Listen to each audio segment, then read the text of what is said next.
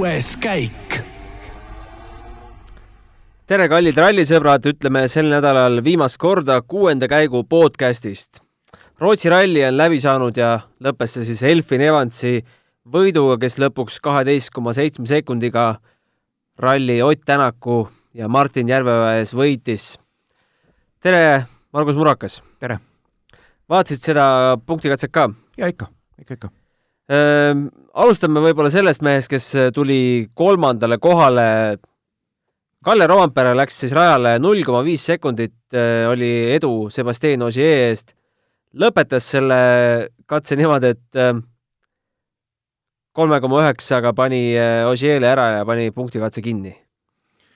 Jah, et ta tegi üllatava sõidu seal, et ma isegi, ta oligi põhjust vajutada ka, eks Ogier tuli tal tagant ja eks ta pani nii, nagu ta suutis, jaksas ja oskas ja nagu tunne lubas ja lubas hästi, nagu nägime. No tegelikult sa eile vist ennustasid, et kuna Ott on siin Toyotaga näidanud palju 25+5, siis äkki Evans näitab ka. Aga Evans võttis üllatavalt rahulikult seda katset, kaotas Roomperale 9,1 ja punkti heitlus üldse ei sekund. Ja just. Et ma arvan, et see punkti katse, vaata, kui sa teepinda vaatasid ja stardist just, et kui nad jää peal läksid, siis sa nägid ka, et milliseks see stardikoht muutus ja samasuguseks muutus jääködiks muutus ka see jää seal ju katse peal, et kindlasti stardikoht Evansit ei soosinud ja täiesti mõistliku otsuse võttis, et mis siis ikka, et võtab parem kindla rallivõidu ja on nii-öelda esimene britt. Kas need olud, mis seal pärast vihmasadu alles jäid, olid sinu jaoks üllatavad? Seal tiimibossid küll intervjuudes hoiatasid, et ilmselt ei näe me ühtegi piikidega autot finišis, aga tegelikult olid rehvid kõigil nagu tutikad lõpus. Jaa, piigid püsisid rehvis sees, et seda oli näha, et teine asi see, et kui risti on, et kui see rehv on ülekuumenenud, siis kummiklots on vedel ja ta ei hoia nii-öelda rehvi või piigi ei hoia püsti. Et üllatavalt hästi tegelikult rehvid kessid ja isegi niimoodi vaadates ma arvasin, et see teepind läheb rohkem nagu Euroopasse või rohkem on neid sõidujälgi, aga ju seal ikkagi suurem probleem oli vist selles ikkagi, et see jää lagunes ja seal, kus jääd ei olnud, oli pori, sellele tuli selline nii-öelda poriliugu tekkis, et see pori läks seal väga vedelaks peal. Ja punktikatsel läks tegelikult ka võitu püüdma Thierry Neuville, kes siis lõpuks 3,7 sekundiga pidi Kallele alla jääma. 3,7 sekundit sellise katse peale tundub ikkagi päris hull edu. Nojah, et ta on ikkagi, mis oli meil, 18 kilomeetrit pikk. 21 kilomeetrit. 21, õige. Et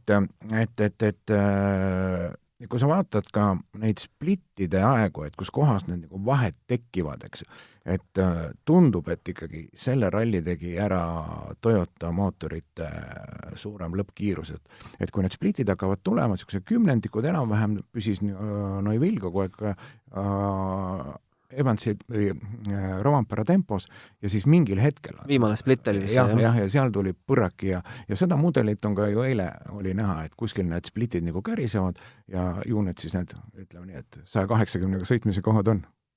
Ja Ott Tänak siis punktikantselt ainult 2 punkti, 4. koht. Võib ta üldse selle nädalavahetusega rahule jääda. Teine koht, esimesed punktid Hyundai'ga saavutatud, mis seal rahvusvahelises meedias on ikkagi kõneainet pakkunud, et kuidas ta ikkagi nüüd pärast seda Monte Carlo suurt avariid seda kõike saavutas, aga Eesti meedias ei ole see enam üldse mingi küsimus. Seda avariid poleks justkui nagu olnud. No ei olegi, et see ei olegi, ma arvan, Oti ja Martini puhul probleemiks ja ei olnudki probleemiks, et pigem ikkagi autoga kohanemine ja selle seadistamine, hea enesetunde leidmine. Aga iseenesest ju teine koht on ju täiesti okei, et kui veel nagu tead ka, et kus see varu on või kus kohas sa kiirust kaotad või aega kaotad, et ja ma olen aru saanud, et seda nad teavad, vähemalt on niimoodi välja paistnud. Jah, täna samuti ütles, et olen autoga nüüd mugavamaks saanud, tean, kus varu on ja just täpselt see, mis me eile siin arutasime, et ei tea, kas ta üldse Hyundai'ga seda varu leiab, aga tundub, et ikkagi et nüüd on kuidagi paika loksunud see asi. jah, just, teadmine on olemas, selgus on olemas ja see on iseenesest positiivne, et okei, et see muidugi, et võib-olla mast on natukene maas, et noh, nagu ta on öelnud, et pole harjunud teine olema, täitsa mõistetav, aga tegelikult siit on hea edasi minna ja stardikoht Mehhikosse ju täiesti hea. Elfil Evansile siis karjääri teine rallivõit 2017 Walesi ralli kõrvale. No siin naljatamisi on sotsiaalmeedias öeldud ja Ogier ka natuke tögas, et Evansi sõitis praegu ka koduteedel. Ütleme, tee pinnase järgi otsustades küll, jah, siuke pori ja kõdi ja siuksed vahelduvad ilmaolud ja pidamised teel ja seda mõttes küll, aga noh, ega vahe on see, kas sa sõidad kruusarehviga või piigiga, et aga noh, selge see, et ega sõitjad täna või sellel Rootsi rallil ikka pidid väga ettevaatlikult tegelikult olema, et need olud ju vaheldusid ja see purunev jää ja kõdi, et seal lihtne kindlasti ei olnud. Aga enne rallit, kas sa oleksid Evansit pakkunud rallivõitjaks? Konkurentsi küll, aga võitjaks küll mitte ja loomulikult pigem ma rohkem uskusin Kalle Roompere sellist mingit head tulemust, et aga noh, et ta nüüd päris nii poodiumile rühib ja Ogier'st mööda sõidab, et see tundub ikka väga kõva saavutus ja tubli tulemus olevat. No Peep Pahv oma reedeses päevakommentaaris Delfi veergudel ütles, et me peaksime Evansiga arvestama kui tõsise tiitlinõudlejaga. Oled sa nõus? No seda on öelnud ka Tommy Mäkinen, Toyota tiimipealik, et poisid, pange ennast valmis. Vaatasin koefitsiente, üritasin ka nüüd leida värsket pärast punktikaitset, aga kõik Eesti portaalid olid millegipärast selle WRC kategooria hetkeks üldse ära igaks juhuks kustutanud, sest 3 päeva tagasi oli Elfin Evansi hooaja võidu koefitsient tervelt 15 ja ta oli sellega 3. kohal. Ma arvan, et ta nüüd äkki tõusis pügala võrra. No ma seda ennustamise värki seda ei jaga matsu, aga selge see, et ta on pretendent loomulikult. Sebastian Ogier siis pidi leppima 4. kohaga. Mis arvad, on ta natukene pettunud ka? Noh, kindlasti, aga kui sa vaatasid ju katselõppudes sõitjad antud intervjuusisid, ega eks nad ju rõõmust ei säranud, aga noh, eks ikka veel kord ütlen, et kõige olulisem on teada, et sõitjal on kõige olulisem see teada, et kus kohas see kaotamise koht on, et seda on võimalik parandada, kui sa seda teada. Kui seda ei tea, siis on nagu keeruline. Ja punktitabelis on siis selline, et Evans 42 ja Neuville 42, aga Evansile jääb siis eelis ikkagi selles, et tal on esimene ja 3. koht soolas, mitte esimene ja 6 nagu Neuvillil ja Ogier jääb neist maha ainult 5 punktiga, mis pole üldse mingi vahe ju. Ei olegi, selles mõttes on põnev. Ja Kalle Roompere tõusis siis selle avantüüriga siin 4. kohale ja kaotab Ogier'le 7 punktiga. Samuti ju väike vahe. Jah. Hooaega on alles algas ka, et kõik õige. Esa-Pekka Lappi 5. koht siis üldjärjestuses ja Ott tõusis oma esimeste punktidega siit 6. kohale. Ikkagi 22 punkti on veel esimesega vahe. Noh, seda ilmselt ühe ralliga tagasi ei tee. See ei olegi võib-olla eesmärk, et nüüd ühe ralliga see peaks tagasi tegema, et eks saab siis näha, mis Mehhikost tuleb ja eks loomulikult üks asi on tema võit ja teine asi on, kuidas kulgevad konkurendid, et kuidas nad oma punktivahet kasvatavad või kahandavad, et sport. Ja veel olgu siis fakti huvides ära nimetatud Esa-Pekka Lappi võttis siit rallilt 5. koha, Neville 6., Greg Breen 7., Sunninen 8. ja Katsuta 9. Mõtlesin, et võtaks selle ralli kokku, annaks väiksed tiitlid ka välja, mis me ka eelmisel korral Roland Poomiga Monte Carlo ralli puhul tegime. Alustaks nädala üllataja tiitlis. Kes sind kõige rohkem sel nädalal üllatas? Noh, ikkagi võitjad üle kohuti mõisteta ja Evansika tõi võidu ära ja see oli tegelikult ta oli nagu nipanapa võit või ta oli ikka kindlalt kiirem teistest sellel nädalavahetusel küll vähemalt ja loomulikult teine üllataja siis ikkagi Kalle Roompere oma südisõiduga. Nädala äparduja, kes meil kõige rohkem võib-olla eksis või näitas selliseid aegu, mis ei ole üldse temale omased? No Sunninen ju kindlasti, olles ju eelmise aasta ralli juhtinud ja nüüd ta ei saanud nagu kuidagi hoogu üles. Sunninen sai siis väikse peapesu meedia vahendusel ka Malcolm Wilsonilt, kes ütles, et liiga agressiivselt sõidab. Nõustud see? Noh, võimalik, et vaata, kui pidamist ei ole ja kui sa oled sellise agressiivse sõiduga, siis sul 2 kurvi võib välja tulla ja 3. on natukene tuleb jälle ajakaotus, kui sa liiga risti oled ja kurvist välja kõigi ei saa ja käid kuskilt sealt kraavipõhjast läbi ja õnneks on, et kui lähevad rattad terveks. Aga sellisel puhul jah, et ikkagi tuleb tee peal sõita ja silmad lahti hoida. Ja Kirsina tordil siis Wilson ütles, et Sunninen sõidab juba nagu Jari-Matti. et ma ei saa aru, Jari-Matti tegelikult on ju kiirem, et kuidas seda nüüd võtta, et aga võib-olla see, et ta pidas seda agressiivsust silmas, et sellega vist seekord nagu edu ei saavutatud. Just, kes oli selle nädala kõige puhtaim sõitja? Ma arvan, et Ožee ju. Et tal oli stanged külles ja auto terve ja ma ei mäleta, et olekski mingit üle kraavi väärene sõitmist näinud või käimist näinud, et nagu ka vist eile ütlesime, et tal on see olukord on kogu aeg kontrolli all ja ta sellist hullu, nagu me ei ole näinud teda panemas. Jah, Evansile seda tiitlit ei saa vist anda, sest tal oli siin, mäletagi, mis katse see eile oli, natukene nagu liiga külg ees ja taguots käis korra kraavis ära ja tänagi lobendas tal see midagi auto taga. Ja just, et eks ta oligi siuke, et kiire hoo peal ikka juhtub, aga ta suutis kogu aeg need olukorrad enda kasuks lahendada ja õnn soosib võitit. Tegelikult oli üsna põnev neid Evansi splitte täna jälgida, esimese spliti järgi oli teada, 3 sekundit oli maas, et ega ta siin suruma ei lähe, aga teine split, ma ei tea, mul küll korra nagu võpatas, mis seal vahe vist oli esimesega kuskil 7-8, et mine tea, kas äkki on autoga midagi juhtud, et äkki seal viimase splitis tuleb veel 10 juurde. Ja just, et nagu üllatavalt rahulikult võttis, aga siis tulid, ma arvan, need 3. sektsioon seal punktikatsel ehk päästev koolikell ehk pikad sirged ja seal ta siis sai hooga minna. No võib ette kujutada, kuidas selle mehe jalg seal pedaali peal värises, et kui teine võitja on nii käeulatuses ja esimene võit jääb aastate taha, siis ei taha vast riskida küll. No just, aga eks ta eile ütles ise ka, et tempot tuleb hoida ja need tempomuutused, et kui sa lähed liiga kindla peale sõitma, siis kipuvad just need vead tulema, et ega väga luigutama ka minna ei saa. Kes võis olla selle nädala suurim areneja? Kes arenes nende 3 päeva jooksul kõige rohkem? Ma arvan, et äkki Ott ja Martin, et kindlasti nad said autoga tundma, siis olid korduvalt seda öelnud ka, et ma arvan, et kindlasti nemad. Ma ise oleksin võib-olla Lappit pakkunud, et tema ka siin sai eilse päeva lõpuks nagu oma 3. ajaga näitas nagu...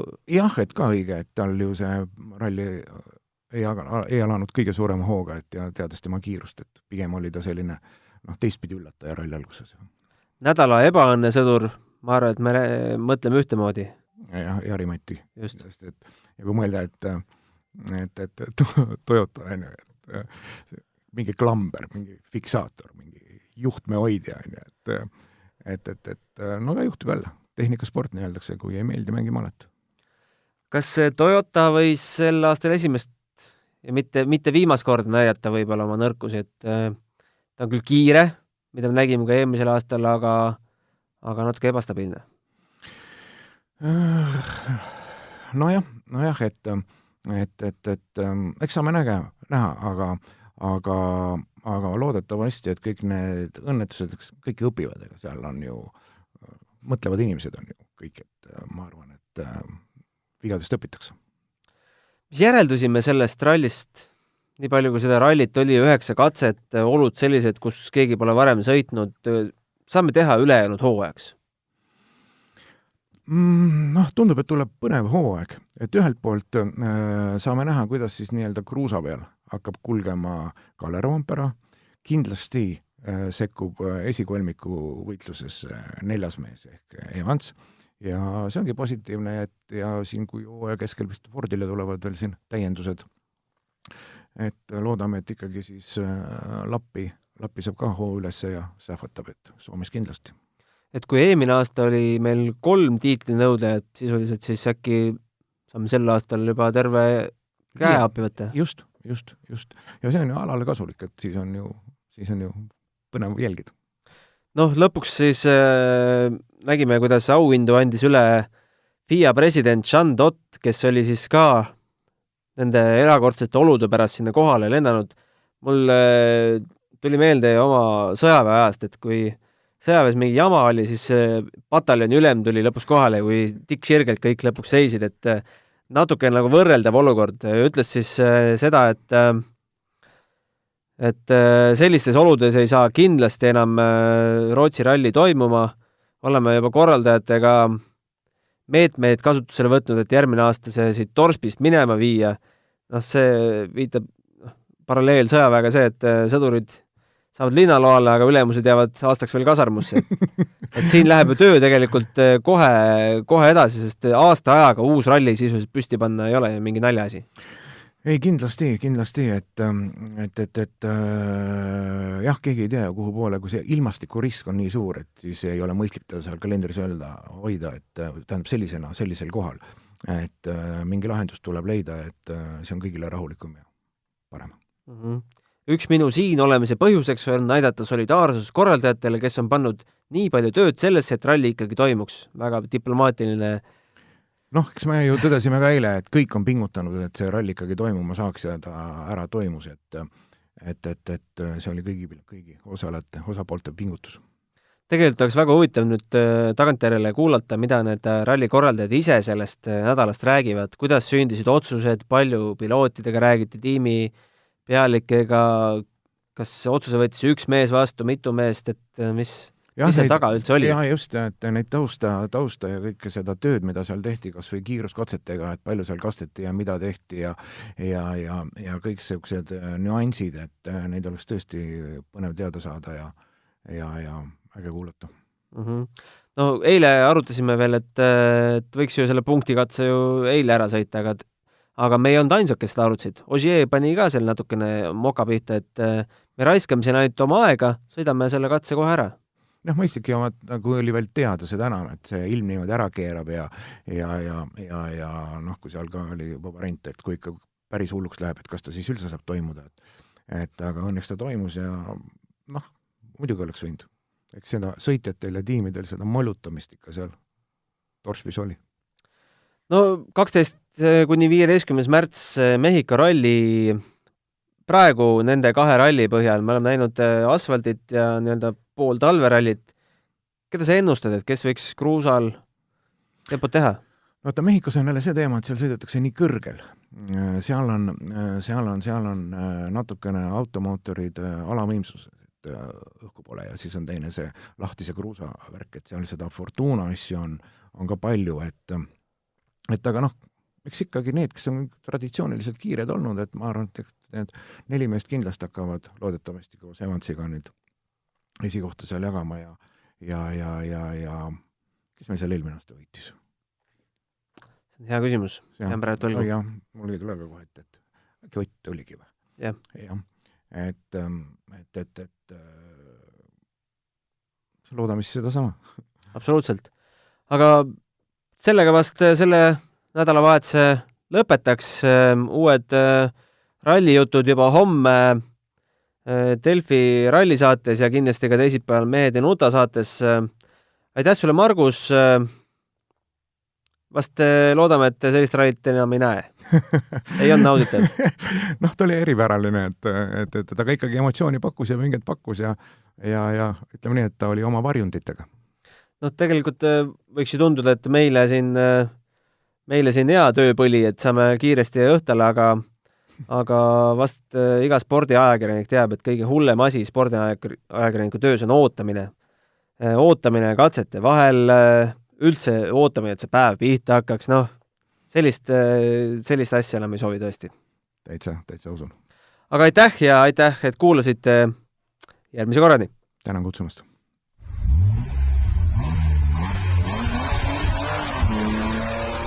Kuues käik.